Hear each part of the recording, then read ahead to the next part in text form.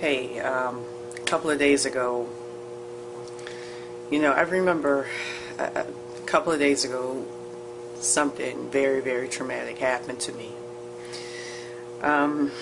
Before I go into it, I'll never forget what a really good friend of mine, a former client of mine, told me. And he said this to me. I remember about maybe this time last year, he told me that a good friend of his, a female stripper, blonde hair, blue eyes, white woman, quit the stripping industry because she wasn't making any money. And I'm starting to hear from a lot of women who work in the sex industry, even if it's street walking, who say that they're quitting because they're not making any money. And those are women who are charging $20, $30. So I'm saying this to say that an economy is on the verge of collapse anytime hoes are quitting their jobs.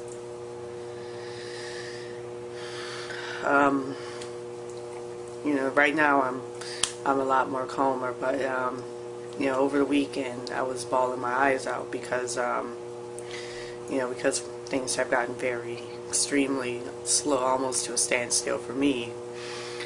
I decided to use my car as a chauffeur service for people. People pay me money and they get in my car because that's the only thing I really have. And so I posted an ad on Craigslist, and then I go out there and should have known that this was a trap too, because the person claimed that they were from out of town, but yet they were calling from a 213 number. And but even in my industry though, people who are from out of town frequently come in and have numbers like that. So he said he was going to show up with two people, himself and a lady, and then it was three, including this big, huge, rotund rhinoceros that he had. So anyway, suffice it to say, a motorcycle cop comes up, puts his finger on my shoulder like this, and with a very sneaky smirk on his face, I ask him, am I in trouble? And he has this smirk on his face the whole time, and he says, no, you're not. And all of a sudden, a little female woman, I think her name is Officer Rogers, rolls up, Asian lady, or maybe Mexican. She does the pat down. She pats my pussy. Now, my jeans were on, but still, I mean, it's reminiscent of what you see with the TSA, with what's going on with them. And I bellow out, whoa! I since I was in such a, state of shock, almost disassociation at the time, from what I was experiencing. I didn't bellow out, it's sexual assault, those people would go to jail for that. But, I know from my experience, having been a security guard for the Port of New Orleans, I worked alongside Border Patrol, Coast Guard, the whole 9 yards, that they're not supposed to, touch you like that. And yet the cops are being given greater, rights and freedoms to do that. So anyways, I get caught up in this thing. They take my picture. You might see my pretty face. Wrinkles and all, not wrinkles, excuse me, marks and all, on a police bulletin board of criminals to watch. All because I needed to make money to survive, because even in the sex work industry, even in the world's oldest profession, I'm not even able to survive, let alone thrive like I used to. I'll never forget when I first moved to town, even though I advertised on Craigslist and had the blonde hair and all, I made $600, $800 a day. I could work anytime I wanted to, and now it's just been reduced to, you get what you can get. And in an economy where people, PhDs, are begging to work at McDonald's, it's just, it's a suffering shame. It's a real shame. Anyways, they bring me back to the command post. They have me in fucking handcuffs like I'm a criminal. Like, all because I'm trying to survive. And they take a picture of me. And they, you know, try to ask me questions and stuff. When I was in the car, I was very avoidant. And I think the police officer who was there with me, the male one, he was in the, I think he was in one of my videos, if I'm not mistaken, the one on Hollywood that I took a while back of them, you know, hauling in a homeless man.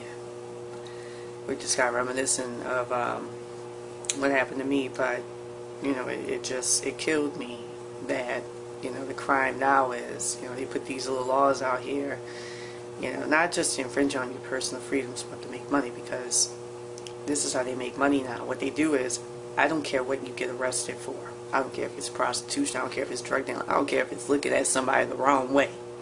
Alright? If they arrest you, you know, and you're driving or something, they tow your car. They don't just tow your car anymore. I once had my car towed in 2008. You know, sheriffs got in there and, you know, got it out the same day or the next day. Client, you know, people were nice enough to help me out. What they do is they put a 30-day hold on it. And if within those 30, you have to pay around $1,400, which is a rough estimate. If you can't pay those monies, they keep your car and they sell it to make money for the state. What a fucking racket. So, you know, I let them know my situation, how bad things are for me right now, because things are really, really, really, really bad. And, you know, when I first tried to do a video on this, my eyes were literally bawling out, so I don't even know if you'd be able to understand me or not. So they brought it down to where it's 5 days, but I still have, you know, they're keeping it for me for 5 days, but not for me, but for the state, so that they can make money. So they're putting it on hold for 5 days. That's the appropriate term to use. And I'm only going to have to pay $300, but it's like it's $300 that, you know, I got other expenses. I still have yet to pay off the debt on that damn car. And when I was flying high, I was able to hit the principal like that. You know, now my payments are, you know, now my principal's down to $7,000. And when I talked to Chase Bank, crooked Chase, you know, trying to chase those thieves, you know, about lowering the interest rate, which is a whopping $300 fucking dollars and something a month. They say, well, you know, we'll just take from out the, you know, your payments from out the principal and apply it to that, you know, your interest, so that your interest can be low. Fuck you. So I had a good conversation with a female police detective. She was very nice and, unlike most cops, very, very real and understanding. And a nice, portly gentleman who was obviously from Mississippi, a little black eye or both black eyes, you know. So, you know, it was cool that they, you know, it's always young people who stand up for you. Not always, but, you know, a lot of times it's the case. So I'm very grateful for that. And they had, you know, a white guy, I think, his name was on the tip of my tongue, Neiman or something. Kept thinking about Nematode, Neiman, you know, the guy who does the announcing. Over the phone is the dispatcher. So we got to talking, and I got to talking to the female detective, and as we were talking, you know, I was talking about how desperate times are right now, and how, you know, and Neiman told me point blank, and I'll never forget this either. This just goes out to show you how criminal this is. He told me point blank that the taxi cab companies pay them to arrest people for that. Now, the females say, well, you know, it's because, you know, brakes could be messed up, and who do they turn to?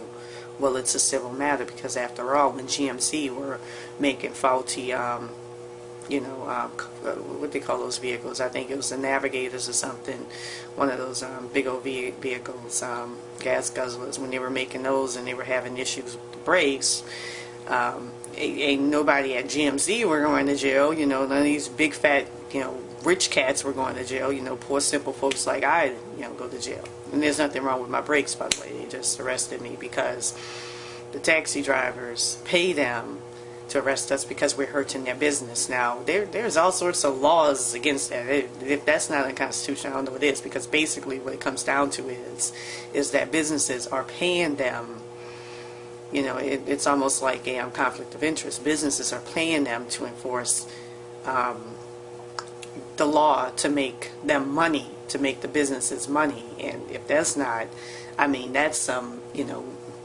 Mexican policia shit. That's some third world country shit. You know, when he told me that, I was just like, whoa, bruh. You literally just told me that you're being paid by taxi cab companies, personally.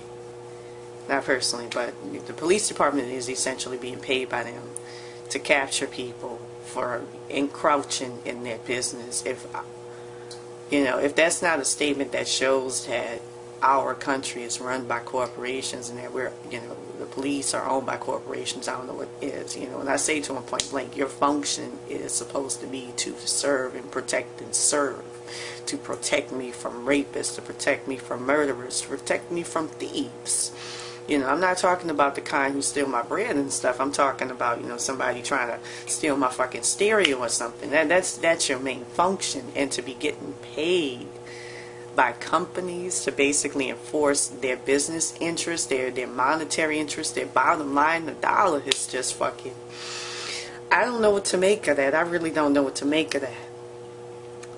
You know, so, you know, they had me there, and, you know, a nice taxi cab driver, his name is Danny, took me home.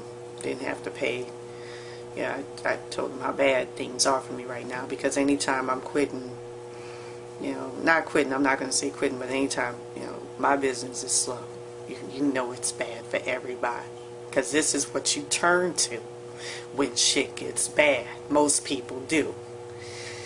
So, you know, I getting back to the police thing, you know, I had a heart-to-heart conversation with the female detective, and she was like in agreement. She said, you know, yeah, it's, you know, it's really fucked up. The system is fucked up. And, you know, I went on to tell her I need a job where I don't have to work around people. You know, I'm a very smart person. I'm very outspoken. And those are two things that our corporations, especially now, do not like. Because, you know, I'm the whistleblower type. If I see something wrong, I'm like the New York City subway signs for the quote-unquote police, or in other words, business enforcers. If I see something wrong, if I see something, I say something. And that's the type of person I've always been. I call you out on your stuff, on your shit. So, not to do a Quentin Tarantino and keep going back and forth on things, Danny took me home. You know, I told him about my situation. I asked, you know, it's taxi, you know, yellow cab hire, and then he said, well, because you got the DUI, and, you know, because I got this on my record now, I won't be able to get a job, especially in this climate. He told me with the DUI alone, I would be disqualified. So they're making a shitload of money by, you know, if they arrest you, you can't get a job. You can't work that 9 to 5 like a hamster on the wheel anymore. You can't even do that if that's what you want to do. And so what you do, you turn back to crime. You know, if you get arrested for prostitution, which is just bullshit, by the way, it needs to be discriminalized. You go back to jail, you got to pay a big fucking fine. How do you pay that $400, $1,700 they charge you?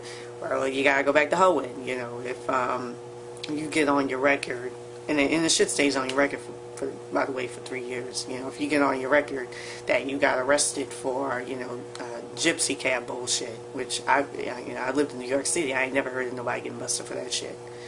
What they do is, you know, they you know, write you a ticket, and that's the thing too. They wrote me a ticket. I didn't spend any time in jail. You know, so it's like, why the fuck are you arresting me and doing this big old thing on me when you know, criminalizing me for just trying to survive? But then again, they criminalize the homeless. So, but anyways, up in New York City, you know, they don't fuck with you. You know, and in a lot of places, you know, they just like, all right, they'll let you be. But now, you know, they say there's a source of revenue to be made from it, because the prison industrial complex is an industry. Jails are an industry now, you know, and they need to fill those jails, and the jails are overpopulated a lot of times with people who are being brought in for survival crimes. And when they get out, because they know that they're just honest, hard-working people caught up by some bad laws, you know, they have to get out and they got to pay that huge monumental ass fucking fine that they impose on you, you know, just because you're trying to make a living, essentially.